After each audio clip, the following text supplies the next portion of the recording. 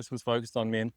There are men who are constantly leaning into their healing, their own journeys, their growth, their contribution, their power, their willingness to give back to the community and to build networks of healing and community building, not just for men, but for all of Aotearoa, New Zealand and beyond. So I've come here hoping to find that, and I have found it in spades. And I don't mean not just those kind of spades. We did a bit of digging, literally, metaphorically, emotionally, spiritually. So I guess we did find it in spades, but you know what I mean.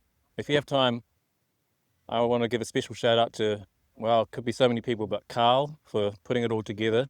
And what you see in Carl is that he has the courage to embrace his, let's call them weaknesses, his challenges, put it that way, and move through them to bring the highest version of himself into the world for a higher purpose, which is actually the exact same hikoi, the exact same huarahi, the same journey that we all have. And so he's showing the way, and we all get to move into that journey and show the way for others. That's a beautiful thing. And then lastly, Anna Rubinstein, who was Australian kaumatua / rangatira, our elder, our chief for most of this.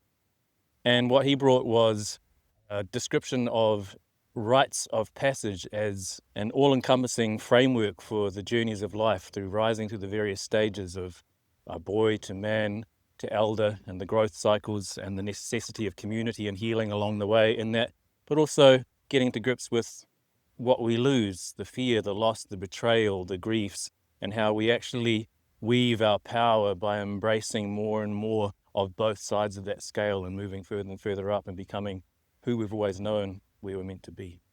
I decided to be a leader in this field as well, to call forth your power, your purpose, your passion, your presence, but also to embrace, transcend, include, and master your pain, your fears, your darkness. Bring all that into the light and rise up to be who you are. And that's what I'm here for, to guide people on that journey. The real massive message from this is take courage to take action and keep moving forward. Keep building that dream of finding my own voice and inspiring others to do the same, and remember who they are out of the darkness into the light. We all have that beautiful mountain to climb, and that's why this thing was called the Summit.